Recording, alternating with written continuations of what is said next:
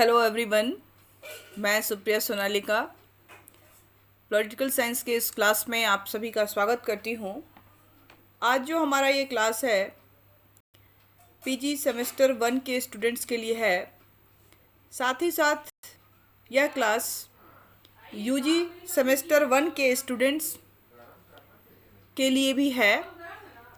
आज जो हम लोग टॉपिक डिस्कस करेंगे, इन दोनों क्लासों के सिलेबस में इसको दिया गया है और हमने अपने लास्ट क्लास में इस टॉपिक की चर्चा की थी। वो टॉपिक है संप्रभुता, सॉवरेंटी। हमने अपने पिछले क्लास में संप्रभुता का अर्थ, उसकी परिभाषाएं, उसकी विशेषताएं, उसके पक्ष, उसके प्रकार, साथ ही साथ उसके विभिन्न जो आयाम हैं की चर्चा हमने अपने पिछले क्लास में की थी। और हमने देखा था कि संप्रभुता जो है वह राज्य का एक बहुत ही महत्वपूर्ण तत्व है और जिसका अर्थ सर्वोच्च शक्ति है। और विद्वानों ने अलग अलग समय में अलग अलग इसकी परिभाषाएं दी हैं, जिसमें जीन बोदा, आइंस्टीन, ग्रॉसियस, प्रोफेसर लास्की आदि की परिभाषाएं बहुत ही महत्वपूर्ण हैं। और इसके विभिन्न प्रकार जैसे कि विधिक एवं राजनीतिक संप्रभुता जो है वो बहुत ही महत्वपूर्ण है, जिसे लोकप्रिय संप्रभुता भी कहते हैं।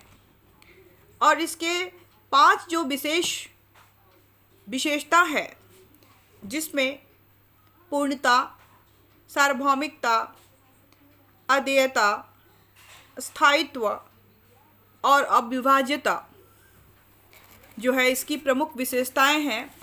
अगर यह विशेषताएं हैं तभी जो है वो कोई भी राज्य जो है वो संप्रभु हो सकता है। इसके प्रकार नाम मात्र और वास्तविक संप्रभुता, विधि के अनुसार तथा तथ्य के अनुसार संप्रभुता और वैधानिक तथा राजनीतिक संप्रभुता की चर्चा हमने की थी। और इसके आंतरिक और बाहरी पक्षों की भी चर्चा हमने की थी। और इस तरह से प्रोफेसर डाइसी ने कहा कि कानूनी संप्रभुता के पीछे एक अन्य संप्रभुताधारी होता है, जिसके आगे कानूनी संप्रभुता को झुकना पड़ता है। इन सब बातों की चर्चा हमने पिछले क्लास में, कल के क्लास में की थी।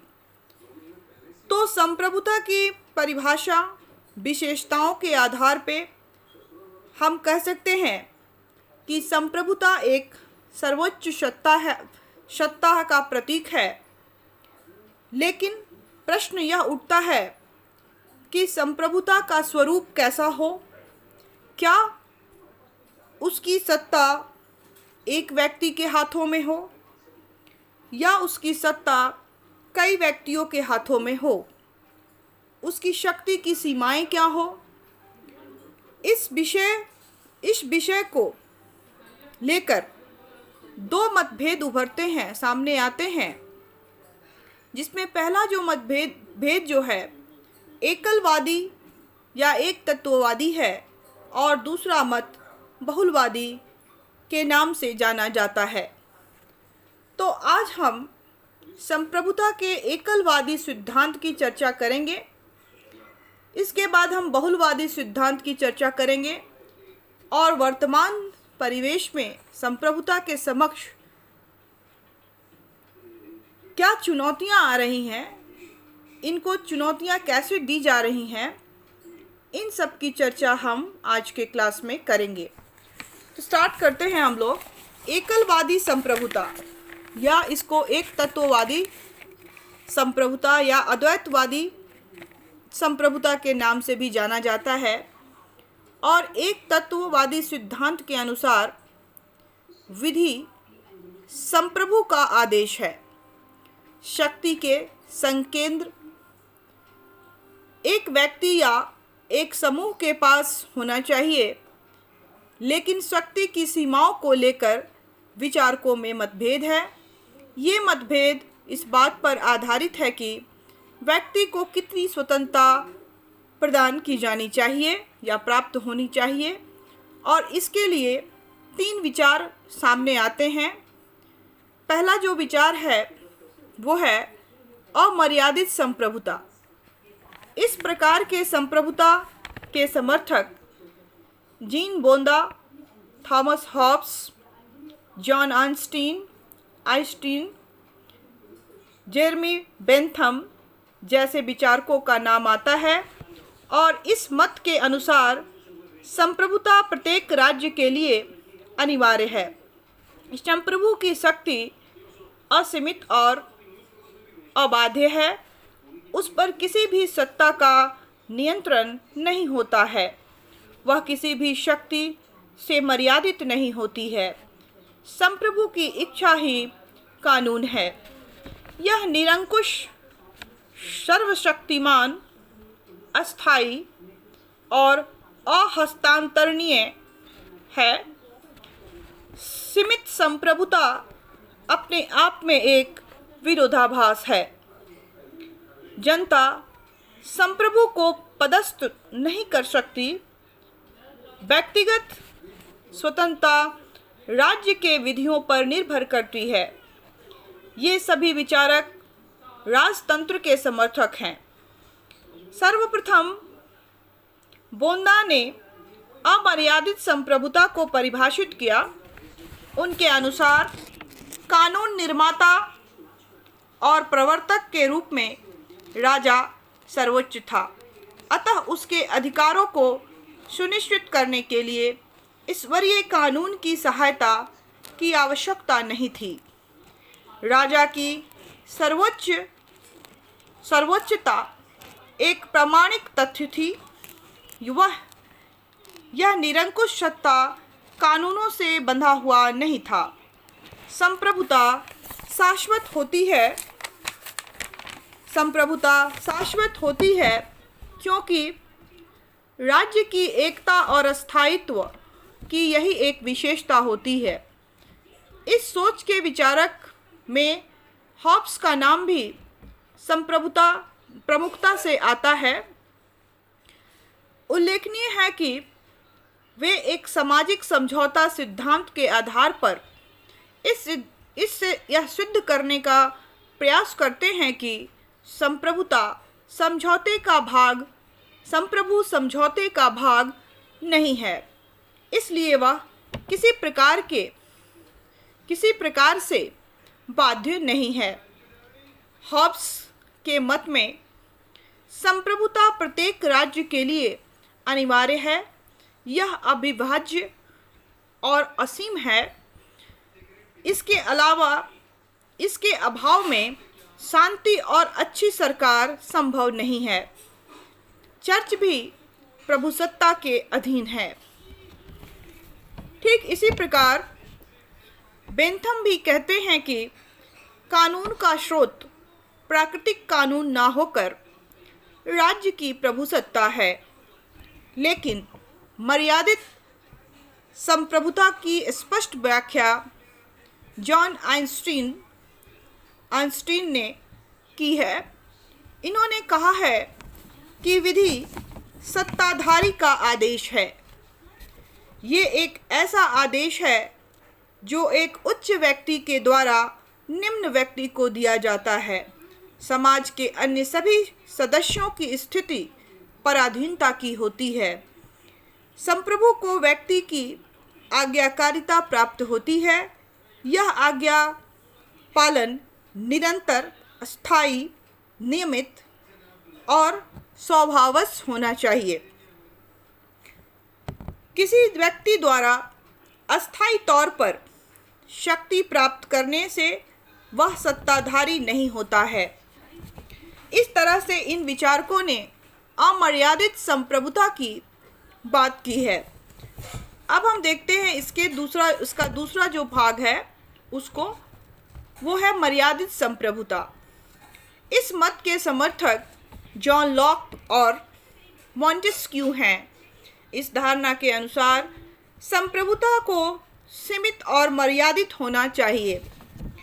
लॉक ने कहा है, सर्वोच्च सत्ता सरकार में निवास करती है, परंतु सरकार के पीछे और सरकार से उच्च जनसाधारण की सामूहिक सर्वोच्च शक्ति होती है।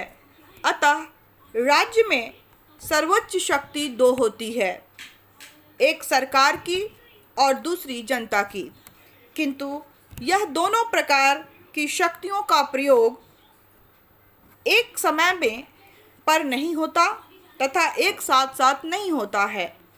सामान्य अवस्था में सर्वोच्च सत्ता का प्रयोग सरकार के द्वारा किया जाता है।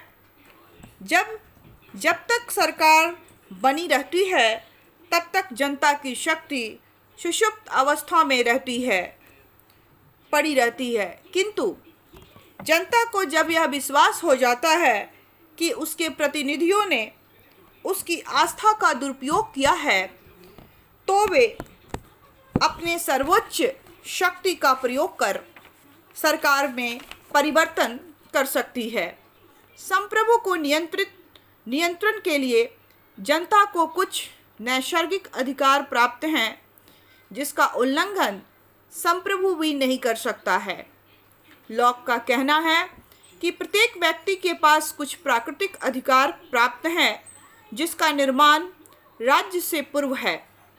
वे मानते हैं कि जीवन, स्वतंत्रता और संपत्ति का अधिकार मानव को जन्मजात प्राप्त है, राज्य इसे छीन नहीं सकता। इसी प्रकार जनता और सरकार एक दूसरे को संतुलित करते रहते हैं।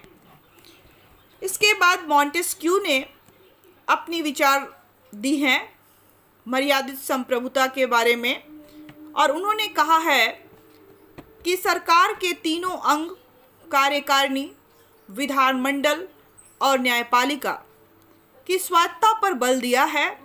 मॉन्टेस्क्यू व्यक्तियों के स्वतंत्रता के रक्षा के लिए सरकार के बीच शक्तियों का विभाजन आवश्यक मानते हैं। उनका मानना था कि लोगों की स्वतंत्रता की सुरक्षा इन तीनों अंगों में से किसी एक सर्वोच्च को बनाकर नहीं हो सकती, बल्कि इन तीनों अंगों के संतुलन को बनाकर हो सकती है। इसके बाद एक तीसरी जो धारणा है वो है लोक संप्रभुता की। तो इसका अर्थ है राज्य की सर्वोच्च शक्ति जनता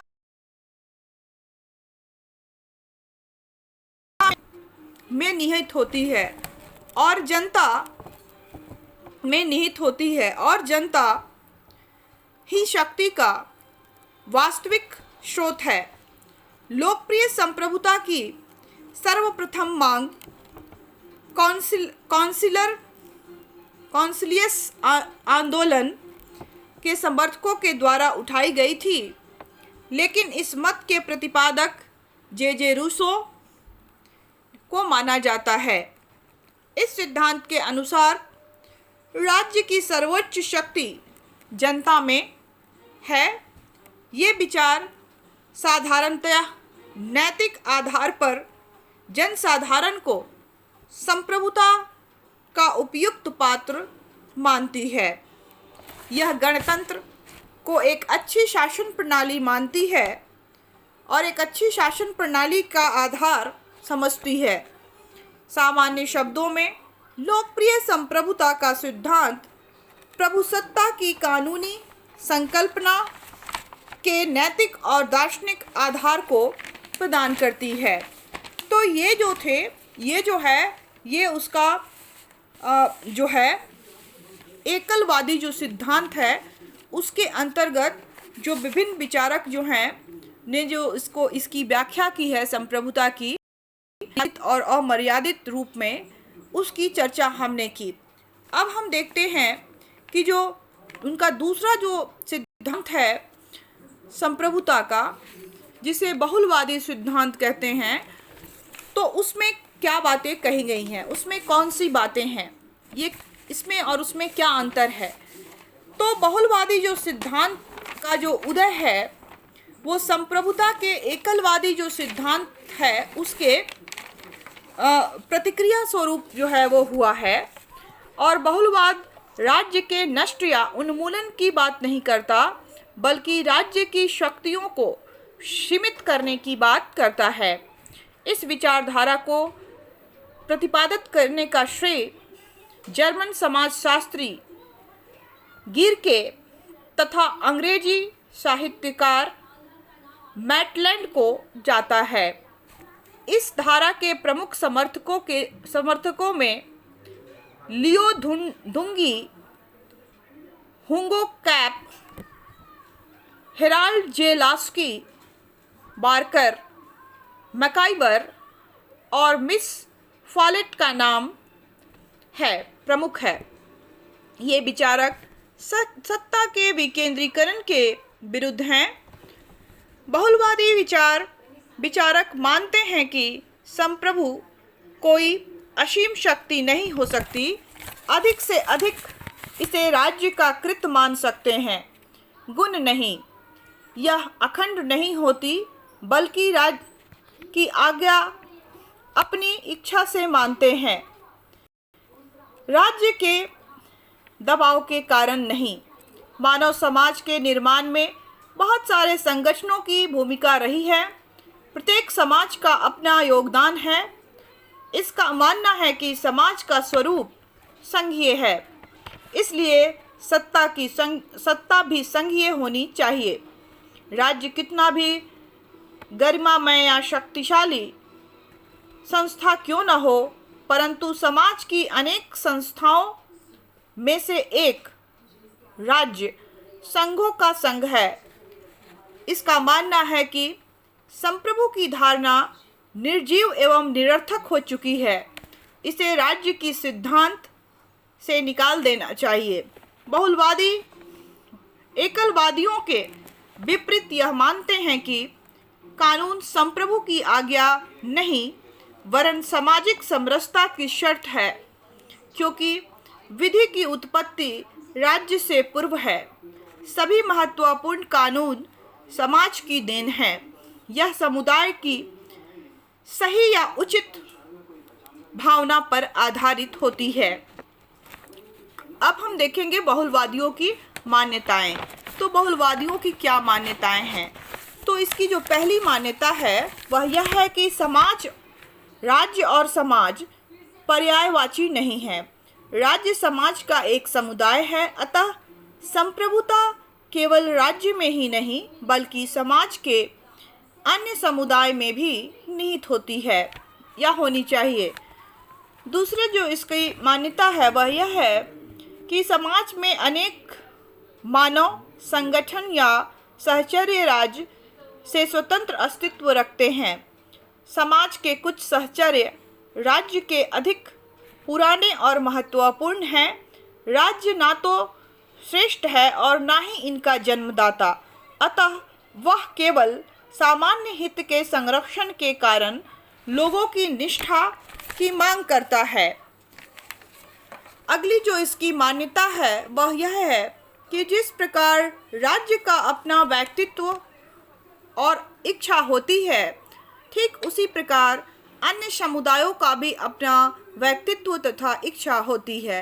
अतः राज्य को सभी समवासों के लिए विधि निर्माण कार्य नहीं करना चाहिए, बल्कि प्रत्येक समुदाय को अपने विधि निर्माण का अधिकार स्वयं होना चाहिए।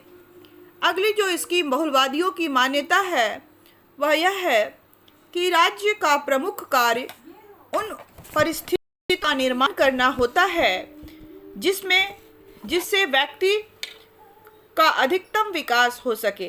अतः उस संबंध में राज्य का प्रमुख कार्य विभिन्न समूहों की गतिविधियों को नियमित कर उसमें सामंजस्य स्थापित करने का होना चाहिए।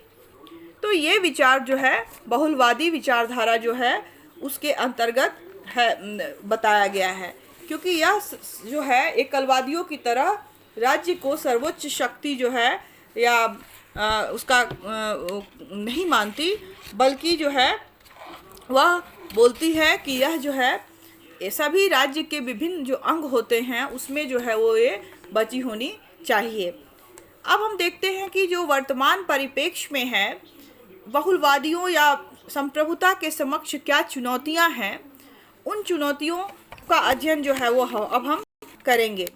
तो संप्रभुता क्या है? एक वैधानिक अवस्था है जो राज्य के सर्वोच्च शक्ति का प्रतीक होती है। जहाँ तक राज्य की सीमा होती है वहाँ तक राज्य की शक्ति असीमित होती है, लेकिन समय समय पर संप्रभुता की धारणा को चुनौती मिलती रही है। और सर्वप्रथम जो इसको चुनौती मिलती है संप्रभुता की धारणा को, तो उसको सर्वप्रथम जो चुनौती मिलती है वो उपनिवेशवाद और साम्राज्यवाद से मिलती है।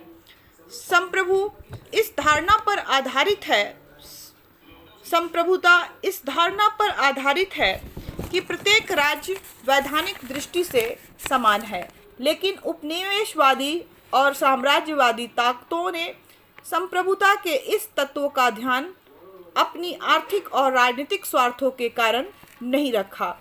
ये सत्य है कि सभी राज्य शक्ति के रूप में समान नहीं हो सकते। नौ उपनिवेशवाद भी इसी सोच की उपज है जो आज भी किसी न किसी रूप में परिलक्षित होती रहती है। दूसरी जो इसको चुनौती मिलती है वह है कि शीत युद्ध के दौरान गुटीय राजनीतिक ने संप्रभुता की धारणा को चुनौती दी है। जैसा कि ज्ञात है कि शीत युद्ध की अवधि में अंतर्राष्ट्रीय राजनीति दो समूहों में बट गई थी। एक समूह का नेतृत्व संयुक्त राज्य अमेरिका कर रहा था और दूसरे का नेतृत्व पूर्व सोवियत संघ।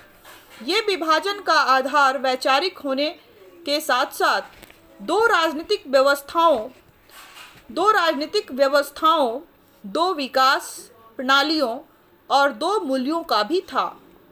इन दोनों महाशक्तियों ने अपने गुटों में अधिक से अधिक राज्य को सम्मिलित करने का प्रयास में संप्रभुता के सिद्धांत को चोट पहुंचाई।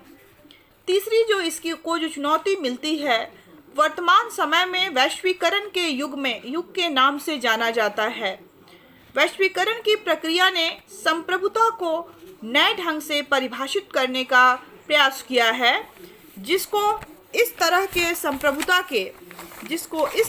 संप्रभुता के लिए चुनौती खड़ी कर दी है। वैश्वीकरण वस्तु, सेवा, पूंजी और तकनीक का मुक्त प्रवाह है। सूचना की क्रांति और परिवहन के साधनों ने इस प्रवाह को और अधिक तीव्र, गतिशील और सघन बना दिया है। इस मुक्त प्रवाह के कारण राज्य की सीमा में कुछ गैर राज्यकर्ता भी आ जाते हैं जो राज्य के अधिकारों को चुनौती प्रस्तुत करते हैं। गैर राज्यकर्ता राज्य के पूर्ण नियंत्रण में नहीं रहते। गैर राज्यकर्ता में अंतर्राष्ट्रीय और राष्ट्रीय वित्तीय सेवाएं, अंतर्राष्ट्रीय संगठन और गैर अंतर्राष्ट्रीय संगठन, बहुराष्ट्रीय और राष्ट्रीय कंपनियां, वैश्विक नागरिक समाज के कार्यकर्ता आदि शामिल होते हैं। ये गैर राज्यकर्ता राज्य विधियों से पूर्णतः संचालित नहीं होते, यहाँ तक कि ये राज्य की नीतियों और कार्यक्रमों को घरेलू तथा वैश्विक दोनों स्तरों पर प्रभावित करते हैं या फिर प्रभावित करने की क्षमता रखते हैं। ये गतिविधियां राज्य के संप्रभु को सीमित करती हैं। साथ ही में वैश्वीकरण कई राजनीतिक धारणाओं को भी पुनः परिभाषित वैश्वीकरण के इस दौर में कई राजनीतिक धारणाओं को पुनः परिभाषित किया है। इस पे नागरिकता का प्रत्यय सर्वप्रमुख है। वर्तमान परिदृश्य में को देखें तो दोहरी नागरिकता का समर्थन किया जा रहा है। ऐसी स्थिति में संप्रभुता की अवधारणा को भी पुनर्व्याख्यात करना पड़ेगा, क्योंकि संप्रभुता का सिद्धांत व्यक्ति के निष्ठा के साथ जुड़ा हुआ है। प्रत्येक व्यक्ति राज्य का नागरिक होने के कारण राज्य के प्रति अपनी राजनीतिक प्रतिबद्धता को व्यक्त करता है। यह परिवर्तन भी संप्रभुता के लिए एक चुनौतीपूर्ण रहा है या चुनौती बनकर उभरा है।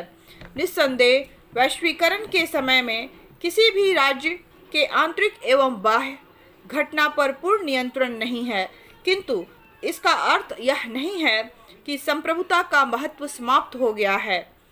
जैसे जैसे समकालीन राज्य एक दूसरे पर निर्भर होते जा रहे हैं, बाह्य संप्रभुता का महत्व बढ़ता जा रहा है और इस तरह से वैश्वीकरण की धारणा ने भी इसको काफ़ी चुनौती दी है। इस तरह से हम जब इन सभी बातों को करते हैं तो संप्रभुता के धारणा में, संप्रभुता की जो अवधारणा में 3 बातों को अवश्य ध्यान रखना चाहिए या 3 बातों को हम देखते हैं। पहला है कि ये राज्य के स्वतंत्र अस्तित्व का प्रतीक है। यह राज्य के स्वतंत्र अस्तित्व का प्रतीक है। दूसरा, अंतर्राष्ट्रीय राजनीति में राज्यों के मध्य वैधानिक समानता का प्रतीक है। और तीसरा, ये नागरिक के राजनीतिक प्रतिबद्धता से जुड़ा हुआ है। तो इसका राज्य से संबंध जो है वो चिरकालीन संबंध है, लेकिन समय और परिस्थितियों के अनुसार संप्रभुता की अवधारणा में परिवर्तन होते रहे हैं। और इस तरह से हम कह सकते हैं कि आज वर्तमान समय में इसके समक्ष बहुत सारी चुनौतियां हैं, फिर भी इसका महत्व जो है वो कम नहीं हो सका है। तो ये था बहुलवादी संप्रभुता और संप्रभुता के समक्ष जो चुनौतियां हैं वो। तो आज की क्लास में हमने देखा कि जो विभिन्न जो सिद्धांत थे उसमें जो संप्रभुता का सिद्धांत था, जॉन आइंस्टीन ने जो संप्रभुता के बारे में बताया है, उसकी व्याख्या हमने आज की क्लास में की। उसकी मान्यताओं को देखा, बहुलवादी सिद्धांत के बारे में जाना कि ये क्या है, इसकी क्या मान्यताएं हैं और वर्तमान समय में संप्रभुता के समक्ष क्या चुनौतियां हैं। तो इन सभी चीज़ों का अध्ययन जो है आज के क्लास में हमने किया। तो इस तरह से हम देखते हैं कल और आज दोनों की क्लास को मिलाकर कि संप्रभुता की जो अवधारणा है वो बहुत ही महत्वपूर्ण है। यह राज्य की स्थापना के लिए जो 4 महत्वपूर्ण तत्व हैं उसमें संप्रभुता का जो विचार है उसमें से एक बहुत ही महत्वपूर्ण विचार है। यह राज्य के लिए परम अनिवार्य लक्षण है और राज्य के संप्रभुता का धारक है और इसके अभाव में राज्य की कल्पना नहीं की जा सकती। संप्रभुता के कारण ही राज्य स्वयं को आंतरिक और बाह्य रूप में स्वतंत्र एवं सर्वोच्च होता है। इन सभी को देखने के बाद और परिभाषाओं को जानने के बाद जो जीन मोंदा, ग्रासियस, आइंस्टीन और जो लास्की की परिभाषा है वो बहुत ही महत्वपूर्ण है। और उसके साथ साथ इसकी जो 5 विशेषताएं हैं जिसमें पूर्णता, सार्वभौमिकता, अद्वैतता, स्थायित्व और अविभाज्यता, ये बहुत ही महत्वपूर्ण इसके लक्षण हैं। और ये जो लक्षण है, इन 5 का होना जो है, किसी भी संप्रभु के पास इन 5 विशेषताओं का होना बहुत ही आवश्यक है और इसके अभाव में कोई भी संप्रभु नहीं हो सकता है। और इसके बाद हमने इसके आंतरिक और बाह्य पक्ष के बारे में जाना और संप्रभुता की विचारधारा को जाना कि किस तरह से यह प्राचीन युग में, मध्य युग में था और रोमन साम्राज्य के अंतर्गत यूनान साम्राज्य, जो रोमन साम्राज्य था उसमें इसका किस तरह से विकास हुआ सामंतवादी व्यवस्था का अंत करके, और आज का जो वर्तमान जो है संप्रभुता जो है हमारे समक्ष है। और इसमें इसके विधि अलग अलग रूप बताए गए जिसमें नाम मात्र की और वास्तविक संप्रभुता के बारे में बताया गया और विधि तथा तथ्य के अनुसार संप्रभुता और राजनीतिक और वैधानिक संप्रभुता, और किस तरह से जो राजनीतिक स्वतंत्रता पर वैधानिक स्वतंत्रता संप्रभुता जो है वो निर्भर रहती है। तो इस प्रकार हमने देखा संप्रभुता के सिद्धांत को, और इसके अंतर्गत हमने दो सिद्धांत जो हमारे कोर्स में था, एकलवादी सिद्धांत और बहुलवादी सिद्धांत, की संप्रभुता जो है वो एक व्यक्ति में निवास होनी चाहिए या बहुत बहुआयामी होनी चाहिए, और लोगों में निवास होनी चाहिए।